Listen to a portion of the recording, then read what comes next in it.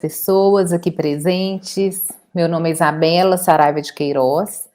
Eu sou professora do programa de pós-graduação em psicologia da Universidade Federal de São João del Rei, que fica no estado de Minas Gerais, no Brasil. Eu gostaria de agradecer imensamente o convite para participar deste congresso da Universidade Santo Tomás, dessa conferência de encerramento. Agradeço em especial a professora Aida Cabreira Lozano, minha parceira de pesquisa, no convênio de trabalho que nós temos realizado já há quase 2 anos entre a Universidade Santo Tomás e a Universidade Federal de São João del Rei. Então, é com muito prazer e alegria que eu estou aqui com vocês nesta manhã para discutir um pouco do trabalho que eu tenho realizado no Núcleo de Estudos de Gênero, Raça e Direitos Humanos da Universidade Federal de São João del Rei. Bem, a minha fala hoje vai girar em torno das perspectivas decoloniais que orientam as nossas possibilidades de escuta na pesquisa qualitativa, né, do que eu estou chamando aqui de escuta da diferença. Eu vou trabalhar especificamente com 2 princípios, que é o princípio da reflexividade e da posicionalidade, e vou utilizar autores do campo decolonial para tentar fazer uma proposta de análise, de exercício metodológico no campo qualitativo, a partir desses 2 princípios. Então, eu começo a minha fala com um ponto de partida, que é o entendimento de que os estudos feministas eles trouxeram uma contribuição para a crítica aos pressupostos da ciência positivista e seus ideais de neutralidade e objetividade. O questionamento central que é colocado é quais seriam, de fato, as nossas possibilidades de acesso às verdades enunciadas pelos nossos sujeitos de pesquisa. Esse questionamento central, ele diz respeito a algo que a Gayatri Spivak, uma teórica, uma feminista indiana, ela já traz no seu livro Pode o Subalterno Falar, quando ela questiona o modo como os sujeitos que são considerados, marginais ou subalternos são representados no discurso ocidental. Para Spivak, os intelectuais inseridos nas universidades ocidentalizadas, e nós nos encontramos entre eles, valorizam a experiência desses sujeitos ditos oprimidos, ao mesmo tempo que se mantêm acríticos quanto ao seu papel histórico. Ou seja, esses intelectuais, e aí eu estou falando de nós, eles se representam como sendo transparentes. Não há uma análise dos interesses em curso. Fazem isso por meio de uma negação forte do papel de árbitro, de juiz ou de testemunha universal que muitas vezes eles exercem. Então, a primeira responsabilidade de um intelectual crítico seria evidenciar e reconhecer que executa esse papel. Então, o nosso primeiro passo como pesquisadores seria reconhecermos que nós executamos o nosso papel de investigadores a partir de um ponto de vista supostamente transparente e imparcial. Isso nos leva à obrigatoriedade, à responsabilidade de nos pensarmos politicamente, ou seja, quais são os interesses em curso na execução das nossas pesquisas. O que está em questão aqui é uma interrogação permanente em torno da condição de produção e autoria dos saberes, propondo dessa forma uma crítica às próprias relações de poder no interior da produção científica e acadêmica. Então, como que nós podemos expressar, explicitar os compromissos políticos presentes numa investigação?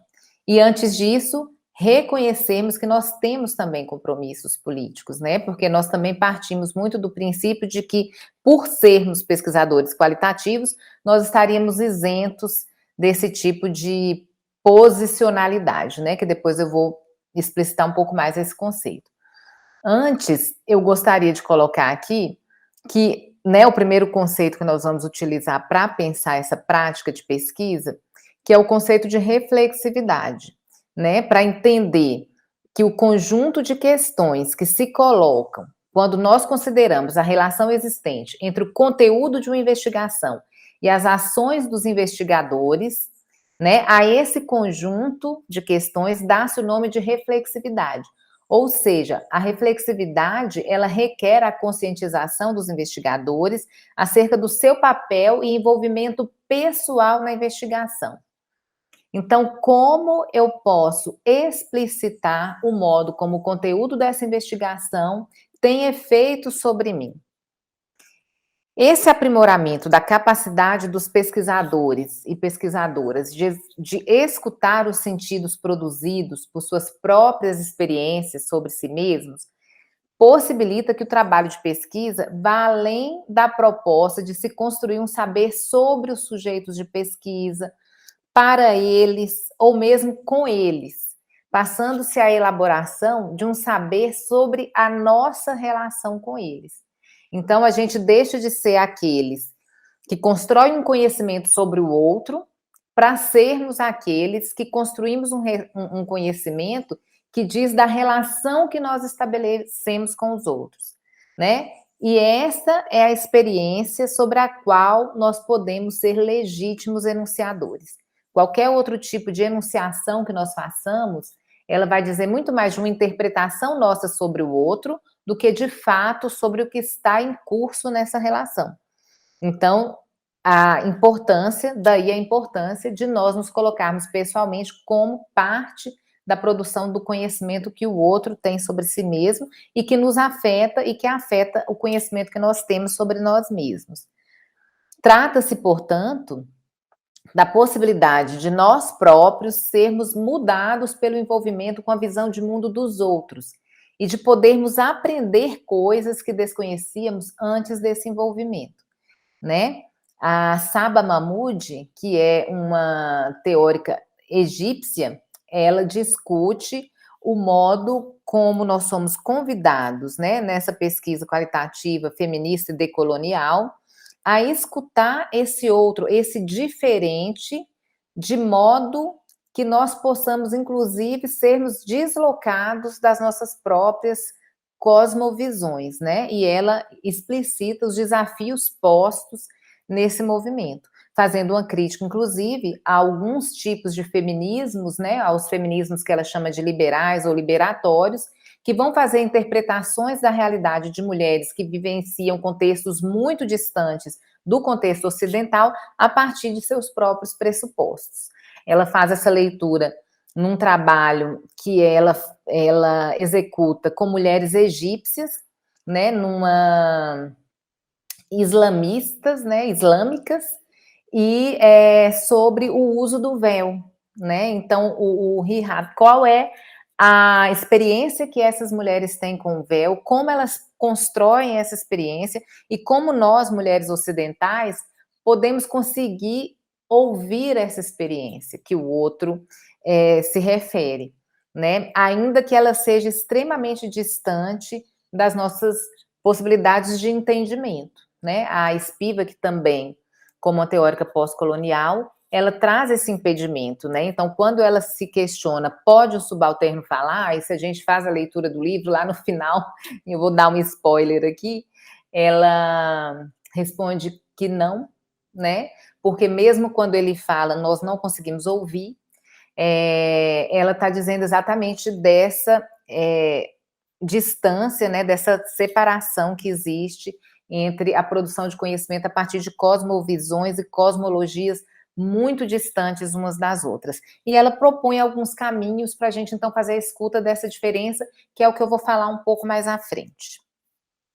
Bom, então, nesse caminho de trabalho com a reflexividade, é importante recorrer à experiência. A experiência, ela se torna central para a compreensão do sujeito sobre si mesmos e para a nossa compreensão sobre os sujeitos. No entanto, recorrer à experiência, né, ainda que tenha se mostrado uma estratégia teórico-metodológica habitual nas pesquisas em psicologia, traz um desafio. Por quê? Muitas vezes busca-se com isso o encontro com a evidência da experiência, que supostamente poderia oferecer a verdade sobre os acontecimentos.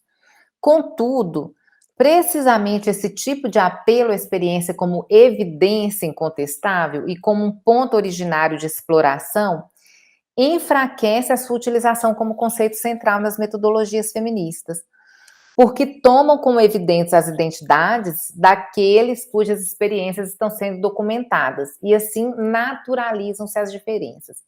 Então, o conceito de experiência, ele tem que ser usado com muita parcimônia e com um entendimento muito claro do que essa experiência como produção e não como realidade, né? Se nós tomamos a experiência como uma verdade ou uma realidade incontestável, nós passamos a trabalhar a partir da naturalização de identidades e de diferenciais, né? De identidades diferenciais.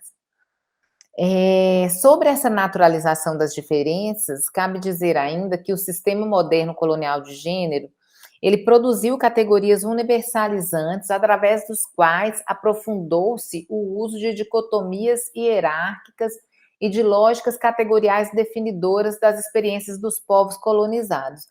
Então, o Ramon Grossfogel, quando ele discute a construção do racismo e do sexismo epistêmicos, né, e que ele mostra como a própria ideia de raça é uma produção do sistema moderno colonial, ele indica, né, esse fato de que raça tornou-se uma categoria universal, né, que nos serve para fazer uma leitura ampla dos acontecimentos, dos fenômenos sociais, mas que é uma categoria importada e produzida no interior do sistema moderno colonial.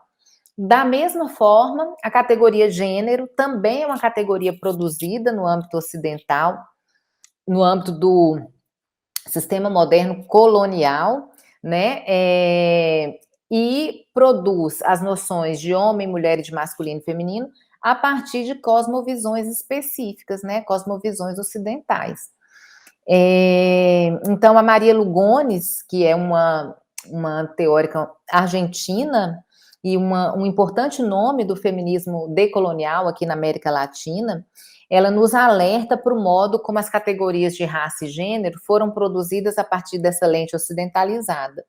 Do mesmo modo, a Haute Curiel salienta a necessidade de se pensar o quanto essas categorias são ou não úteis para pensar as experiências de grupos históricos específicos. Por quê? Porque muitas vezes nós tomamos gênero como uma categoria universal para fazer a leitura de contextos onde as diferenças de gênero, né, as especificidades no campo do gênero são lidas a partir de outras cosmovisões. Um bom exemplo sobre isso pode ser encontrado nos desenvolvimentos teóricos da Oyeronke Oyumi, que é uma filósofa africana, né, uma teórica africana, uma feminista africana, e que trabalha com a conceituação de gênero nas sociedades africanas, indicando, por exemplo, que ao contrário do que acontece nas sociedades ocidentais, onde gênero coloca a mulher sempre numa referência, né, a noção de ser esposa, onde o ser esposo, o conceito de esposa é central na constituição da mulher. Nas sociedades africanas, a referência central para a constituição da mulher é a do ser mãe, né? Então, a categoria mãe é mais relevante do que a categoria esposa nas sociedades africanas para pensar o gênero, né? Aí, como um exemplo da importância de nós relativizarmos, né, o uso dessas categorias de modo universalizante. Bom, então, retomando, né, o que a gente estava dizendo? Que o uso da experiência como uma verdade, ele tem que ser revisto, né, porque a Rowan Scott, né, num texto muito clássico dela chamado Experiência, né, a experiência, ela chama atenção, né, exatamente para a importância de nós compreendermos que mais do que as diferenças identitárias, são os processos históricos que, através do discurso, posicionam os sujeitos de pesquisa e produzem suas experiências. Então, desse modo, não são sujeitos que têm a experiência, né? Sujeitos que estariam constituídos e que daí tenham experiência. Não. Os sujeitos são constituídos através da experiência. Então, a experiência, ela é uma constituição que se dá num processo histórico vivenciado por um sujeito, também ele histórico. Então, ela não diz respeito a uma verdade incontestável prévia, né?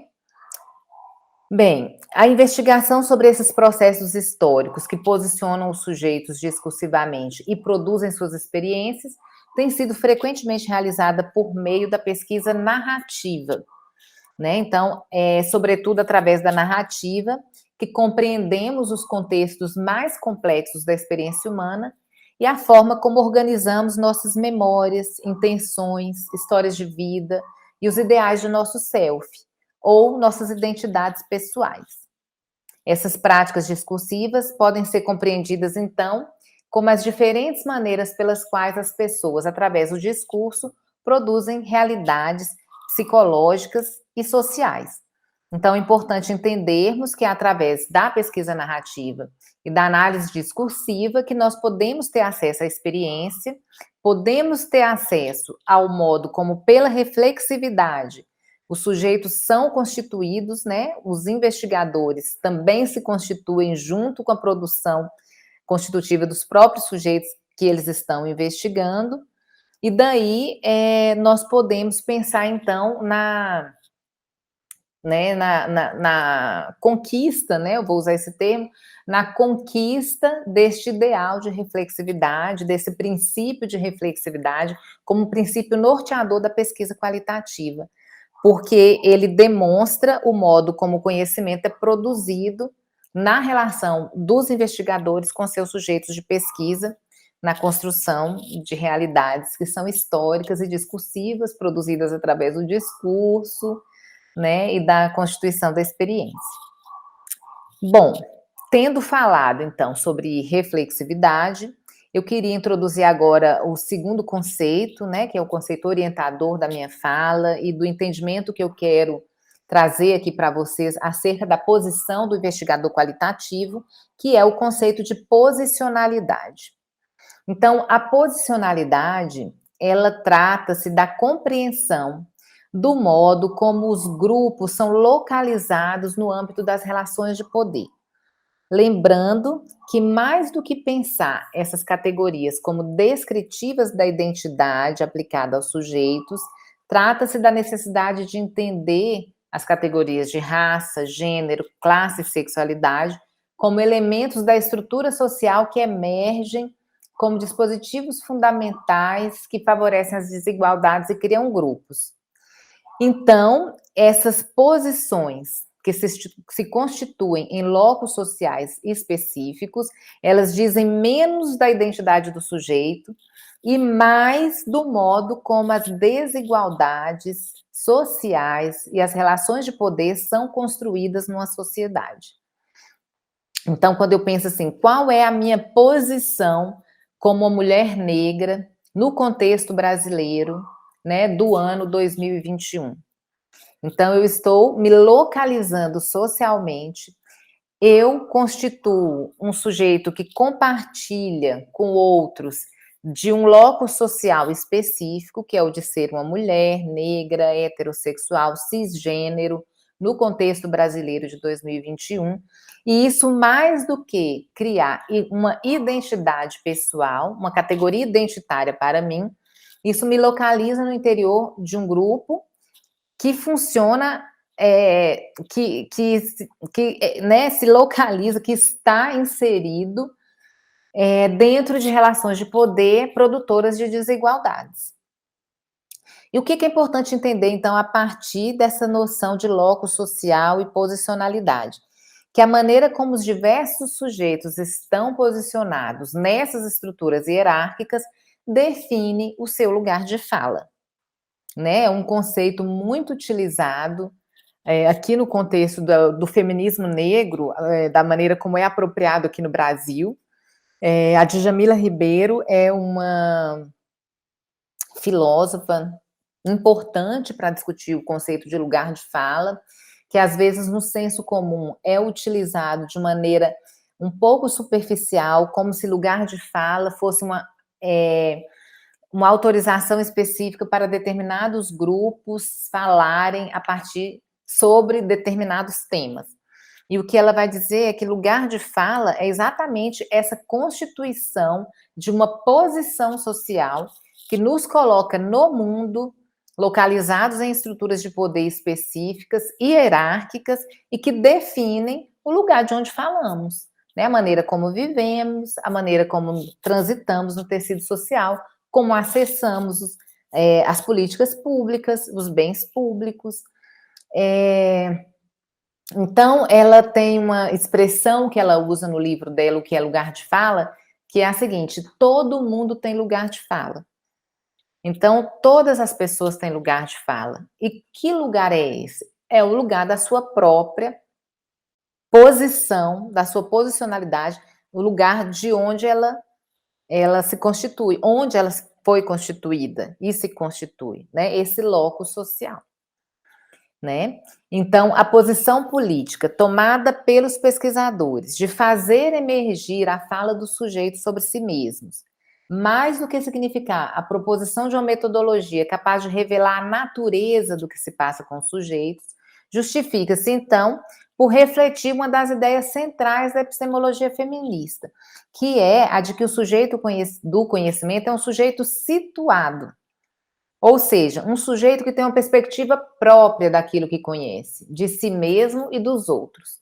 Trata-se, portanto, da adoção de princípios e práticas de pesquisa capazes de proporcionar um espaço de fala a sujeitos subalternizados, historicamente silenciados por práticas científicas objetivistas. E aqui eu quero fazer uma observação importante. Aqui no Brasil, a gente usa muita expressão, ouve-se muita expressão no senso comum, vamos dar voz aos sujeitos. E essa é uma expressão extremamente equivocada e que continua refletindo a violência epistêmica. Porque não se trata de dar voz. A voz já é dada, a voz é de todos, todos têm voz.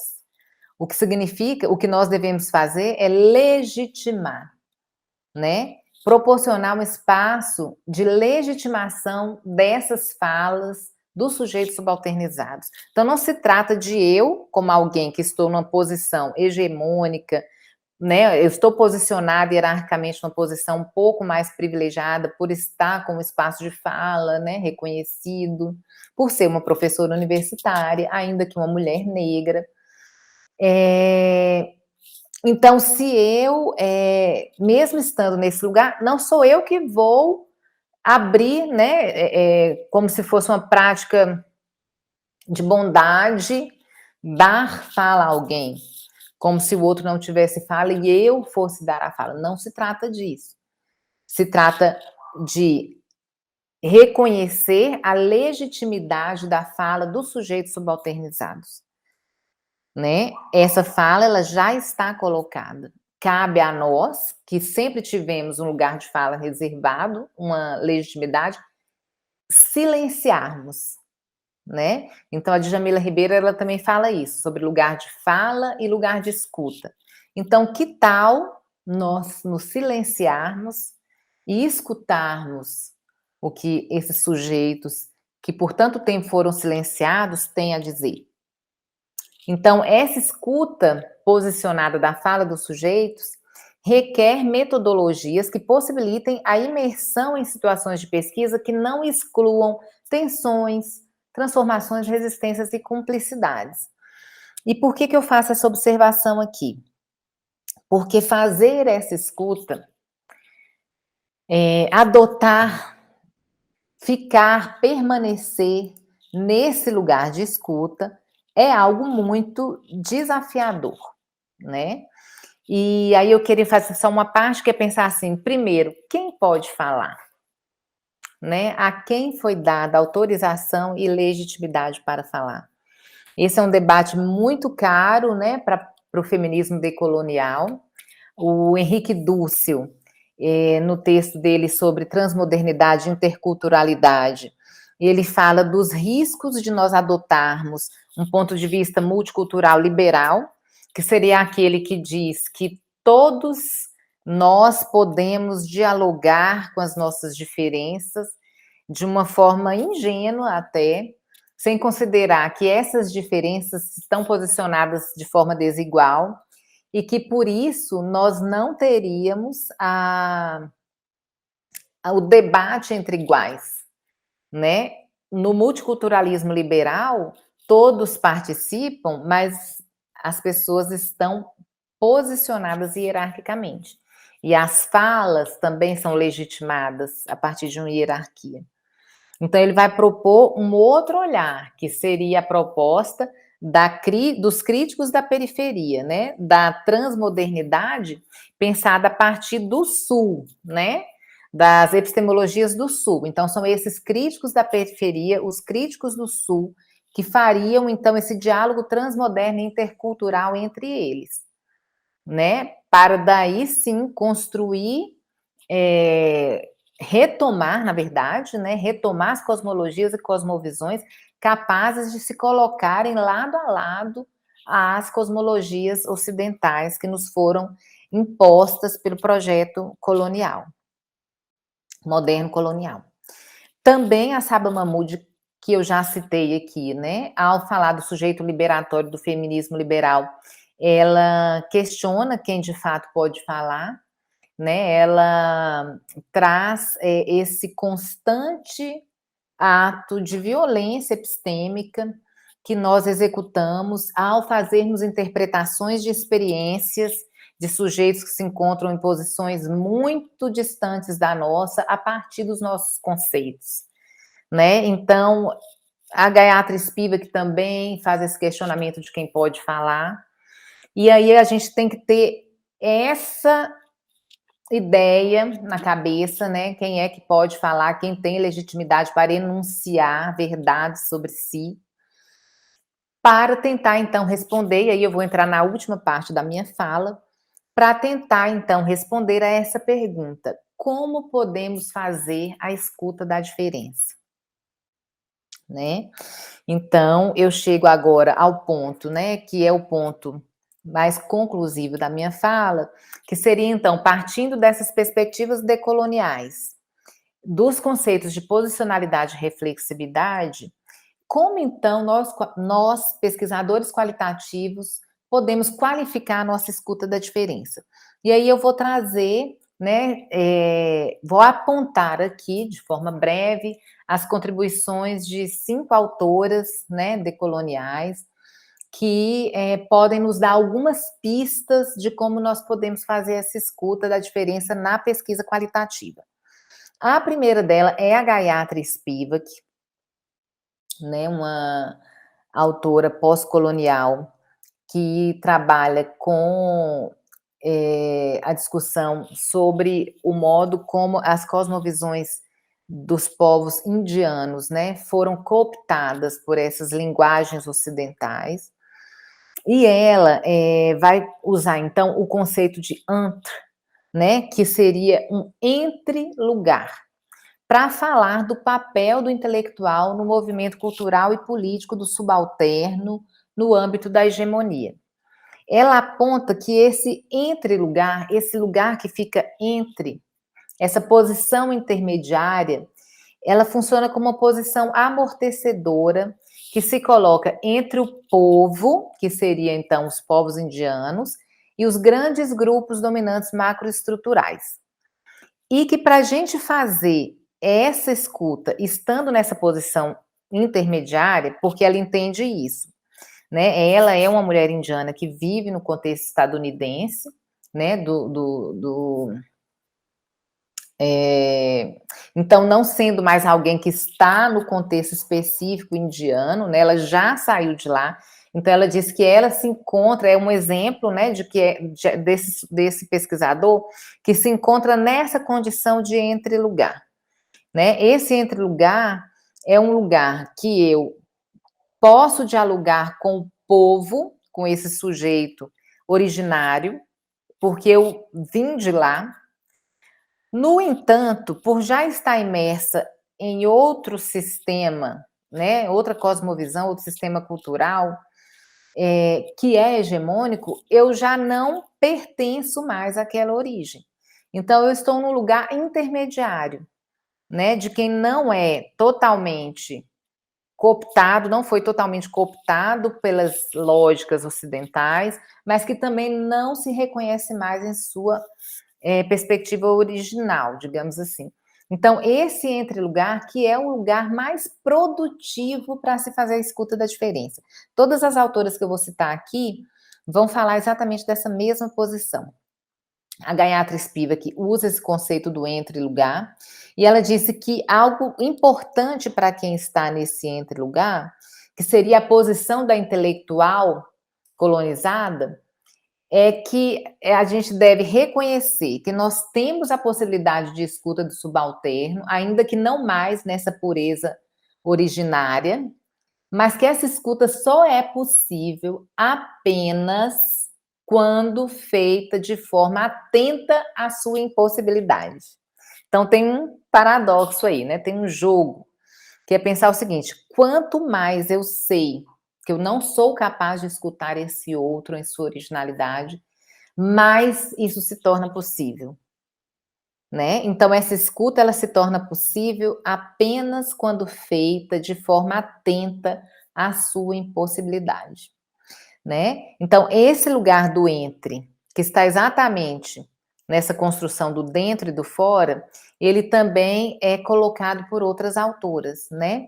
A Patrícia Hill Collins, que é uma feminista negra, norte-americana, ela usa o conceito de outsider within, né, que no Brasil nós traduzimos como forasteira de dentro, para dizer também dessa posição, né, de alguém que é estranho estando dentro, estando inserido, né, o estranho de dentro, o forasteiro, né, a forasteira de dentro, a outsider within, que é exatamente essa posição que possibilita que você compartilhe dos grupos originários, referências específicas dos grupos originários, ao mesmo tempo que você é alguém que já se constituiu fora dali.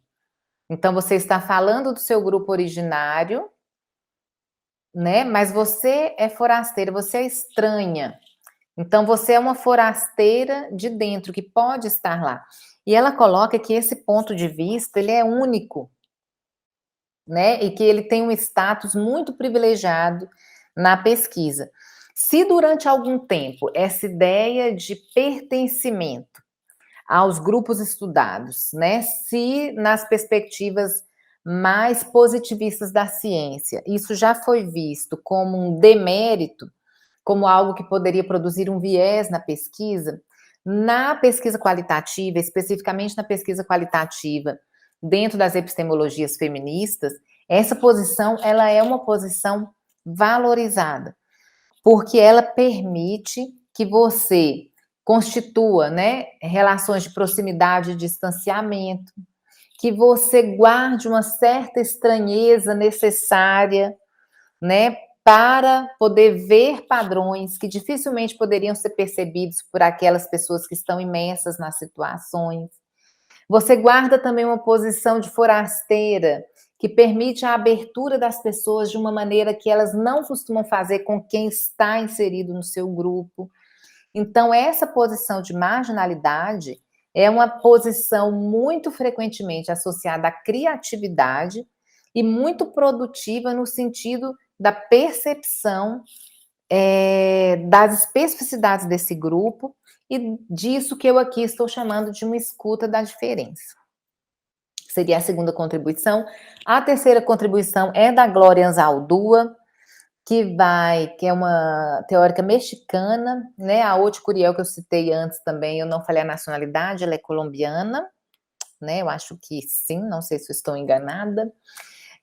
A Glória Anzaldúa, ela fala também da consciência mestiça, que é uma indicação, né, de uma identidade que é diferente do hibridismo cultural, ancorado apenas nas noções de assimilação, assimilacionistas, né, identitaristas, mas que diz respeito a uma posição onde eu sou constituída por referências diversas que são fronteiriças, né? Então ela vai falar das intelectuais de fronteira, né? Esse lugar do mestiço aqui é diferente do mestiço no Brasil, que no Brasil o mestiço ele serviu muito a um projeto de embranquecimento, né?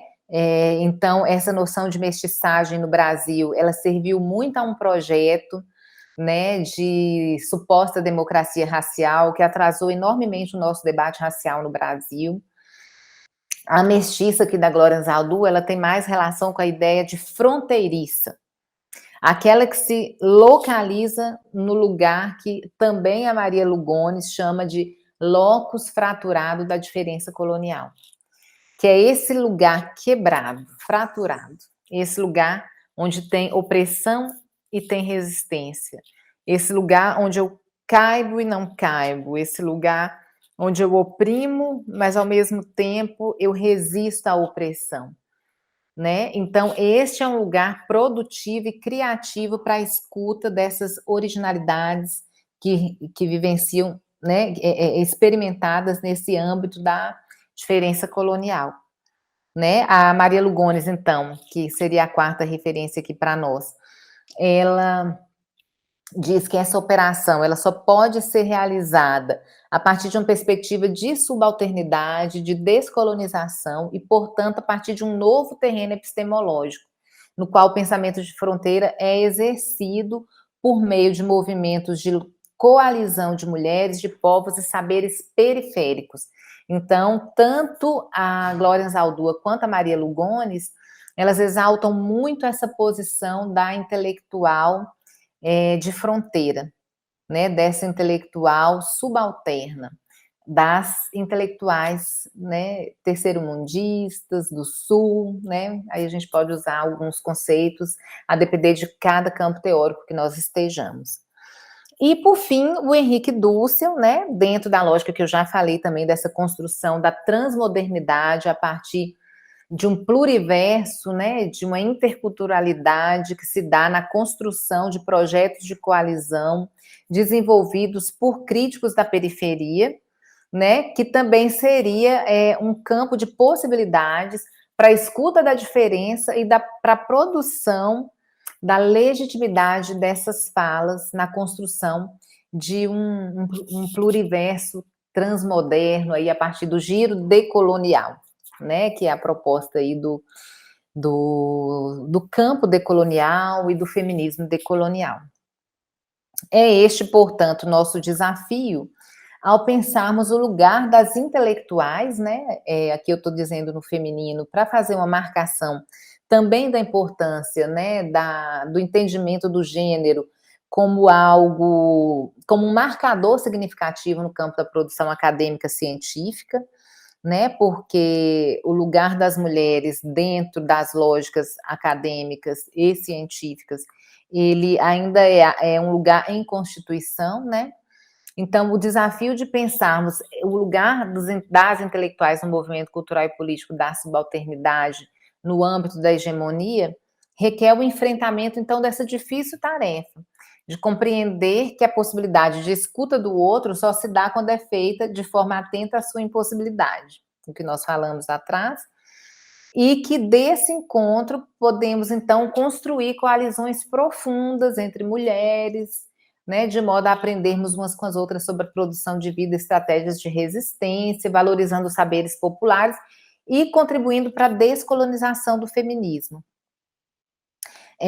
Sobre isso ainda, e dentro da lógica do pensamento do feminismo negro, eu queria encerrar, né, trazendo os dois conceitos importantes da Patrícia Hill Collins, que é o conceito de autodefinição e autoavaliação, porque para a gente entender, então, se fizemos todo esse percurso, né, para chegarmos a essa compreensão da possibilidade de escuta da diferença, né, tendo em vista esses conceitos de reflexividade e posicionalidade, né, por quê? Qual a importância e o que a gente produz com essa escuta da diferença?